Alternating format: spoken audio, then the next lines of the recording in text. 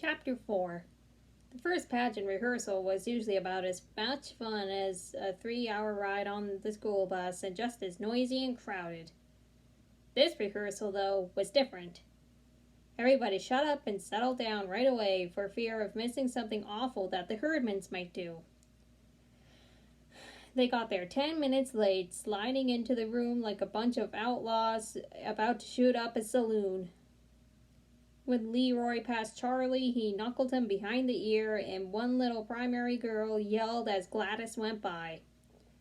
But Mother said she was going to ignore everything except blood, and since the primary kid wasn't bleeding and neither was Charlie, nothing happened. Mother said, "And here's the Herdman family. We're glad to see you all," which was probably the biggest lie ever said right out loud in the church. Imogene smiled. The Herdman smile, we called it. Sly and sneaky.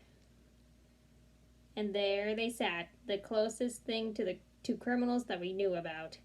And they were going to represent the best and most beautiful. No wonder everybody was so worked up.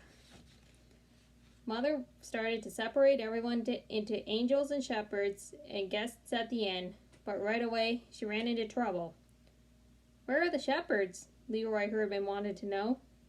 Who were the shepherds? Leroy Herdman wanted to know. Where did they come from? Ollie Herdman didn't even know what a shepherd was, or anyway, that's what he said. "What was the inn?" Claude asked. "What's an inn?" "It's like a motel," somebody told him, "where people go to spend the night." "What people?" Claude said. "Jesus?" "Oh, honestly," Alice Wendell grumbled. "Jesus wasn't even born yet. Mary and Joseph went there." "Why?" Ralph asked. "What happened first?" Imogene hollered at my mother. "Begin at the beginning." That really scared me because the beginning would be the book of Genesis, where it says, "In the beginning," as if we were going to have to start with the book of Genesis we'd never get through. The thing was, the Herdmans didn't know anything about the Christmas story. They knew that Christmas was Jesus' birthday, but everything else was news to them. The shepherds, the wise men, the star, the stable, the crowded inn. It was hard to believe. At least it was hard for me to believe. Alice Wendelkin said she didn't have any trouble believing it. "How would they find out about the Christmas story?" she said. "They don't even know what a Bible is. Look what Gladys did to the Bible last week." While Imogene was snitching money from the collection plate at my class, Gladys and Ollie drew mustaches and tails on all the disciples on the primary grade illustrated Bible. They never went to church in their whole life till your little brother and told them we got refreshments, Alice said. "And all you ever hear about Christmas in school is how to make ornaments out of aluminum foil. So how would they know about the Christmas story?" She was right. Of course, they might have read about it, but they never read anything except amazing comics.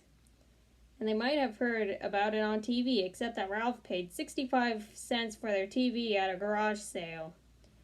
And you couldn't see anything on it unless somebody held on to the antenna. Even then, you couldn't see much.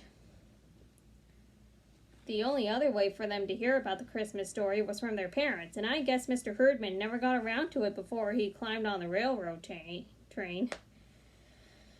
And it was pretty clear that Mrs. Herdman had given up ever trying to tell him anything, so they just didn't know. And Mother said she had better begin by reading the Christmas story from the Bible. This was a pain in the neck to most of us, because we knew the whole thing backward and forward, and never had to be told anything except where we were supposed to be, and who were we supposed to be, and where we were supposed to stand. Joseph and Mary, his espoused wife, being great with child. "Pregnant!" yelled Ralph Herdman. Well, that stirred things up. All the big kids began to giggle, and all the little kids wanted to know what was so funny. And Mother had to hammer on the floor with a blackboard pointer. "That's enough, Ralph," she said, and went on with the story. "I don't think it's very nice to say Mary was pregnant," Alice whispered to me. "But she was," I pointed out. In a way, though, I agreed with her. It sounded too ordinary. Anybody could be pregnant. Great with child sounded better with Mary. "I'm not supposed to talk about people being pregnant." Alice folded her hands in her lap and pinched her lips together. "I'd better tell my mother." "Tell her what?" "That your mother is talking about things like that in church. My mother might not want me to be there." I was pretty sure she would do it. She wanted to be Mary, and she was mad at Mother. I knew, too, that she would make it sound worse than it was, and Mrs. Bundlekin would get madder than she already was.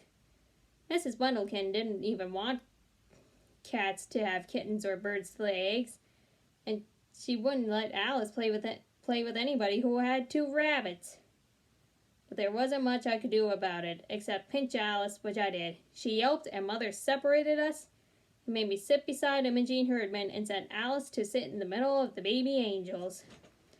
I wasn't crazy to sit next to Imogene. After all, I'd spent my whole life staying away from Imogene, but she didn't even notice me. Not much, anyway. "Shut up," was all she said. "I want to hear her." I couldn't believe it. Among other things, the Herdmans were famous for never sitting still and never paying attention to anyone. Teachers, parents, their own or anybody else's, the truant officers, the police, yet they were, eyes glued to my mother and taking in every word. "What's that?" they would yell whenever they didn't understand the language. And when Mother read about there being no room at the inn, Imogene's jaw dropped and she sat up on her seat.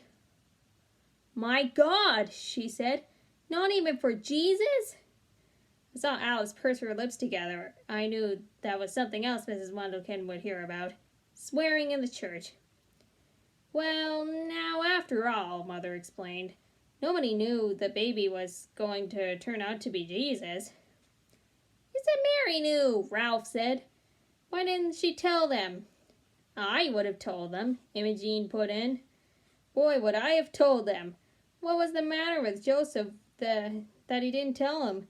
Her pregnant and everything," she grumbled. What was that they said they laid the baby in?" "What was that they laid the baby in?" Leroy asked. The manger? Is that like a bed? Why would they have to put a bed in a barn?" "That's just the point," Mother said. "They didn't have a bed in the barn, so Mary and Joseph had to use whatever there was. What would you do if you had a new baby and no bed to put the baby in?" "We'd put Gladys in a bureau drawer," Imogene volunteered. "Well, there you are," Mother said, blinking a little. "You didn't have a bed for Gladys, so you had to use something else." "Oh, we had a bed," Ralph said, "only Ollie was still in it and he couldn't get out. He didn't like Gladys," he elbowed Ollie. "Remember how you didn't like Gladys?"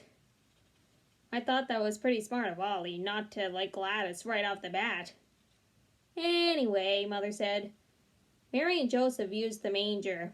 A manger is a large wooden feeding trough for animals." What were the wadded up clothes?" Claude wanted to know. "The what?" Mother said. "You read about it. She wrapped him in wadded up clothes." "Swaddling clothes," Mother sighed. "Long ago, people used to wrap their babies very tightly in a big piece of material so they wouldn't move around. It made the babies feel cozy and comfortable. I thought it probably just made the babies mad. Till then, I didn't know what swaddling clothes were either. And they sounded terrible, so I wasn't too surprised when Imogene got all excited about that. "You mean they tied him up and put him in a feed box?" she said. "Where was the child welfare?" The child welfare was always checking up on the Herdmans. I'll bet if the child welfare had ever seen Gladys all tied up in a bureau drawer, they would have done something about it. "And lo, the angel of the Lord came upon them," Mother went on.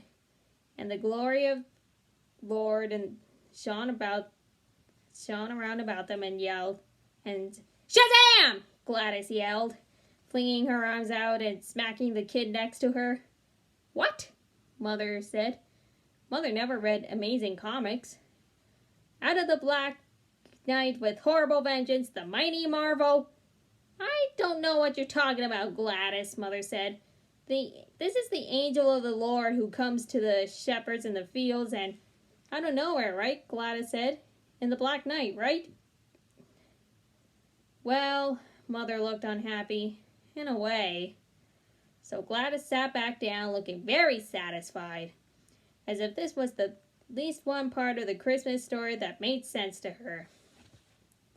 Now when Jesus was born in Bethlehem of Judea, Mother went on reading, behold, there came wise men from the East Jerusalem, saying, That's you, Leroy, Ralph said, and Claude and Ollie, so pay attention.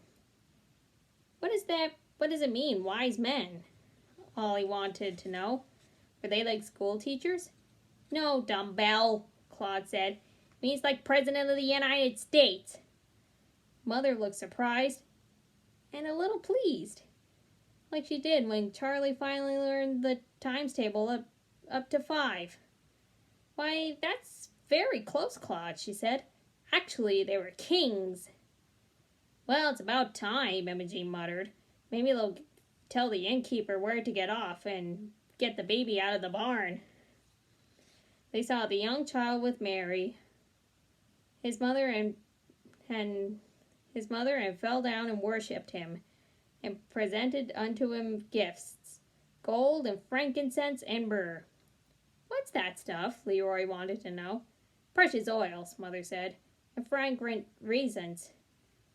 Oil, Imogen hollered. What kind of cheap king handles out oil for a present? You'd get better presents from the firemen. Sometimes the herdmans got Christmas presents at the firemen's party, but the Santa Claus always had to feel all around the packages to make sure they weren't getting bows and arrows or dart guns or anything like that. Imogen usually got sewing cards or jigsaw puzzles, and she never liked them, but I guess she figured they were better than oil. Then we came to King Herod, and the herdmans never heard of him either. So Mother had to explain it was Herod who sent the wise men to find baby Jesus. Was it him that sent the crummy presents? Ollie wanted to know. Mother said it was worse than that. He planned to have the baby Jesus put to death. My God, Imogen said. He was just born and already they're out to kill him. The herdmans wanted to know all about Herod, what he looked like, how rich he was, and whether he fought wars with people. He must have been the main king, Claude said, if he could make the other 3 do what he wanted them do. If I was a king, Leroy said, I wouldn't let some other king push me around. You couldn't help it if he was doing the main king. I'd go be king somewhere else. They were really interested in Herod, and I figured they'd like him. He was so mean he could have been their ancestor, Herod Herdman. But I was wrong. Who is going to be Herod in this play? Leroy said. We don't show Herod in our pageant, Mother said. And they got all mad. They wanted somebody to be Herod so they could beat up on him. I couldn't understand the herdmans. You would have thought the Christmas story came right out of the FBI files, and they got so involved in it, wanted a bloody end to Herod, worried about Mary having her baby in a barn, and called the wise men a bunch of dirty spies. And they left the first rehearsal arguing about whether Joseph should have set fire to the inn or just chase the innkeeper into the next country.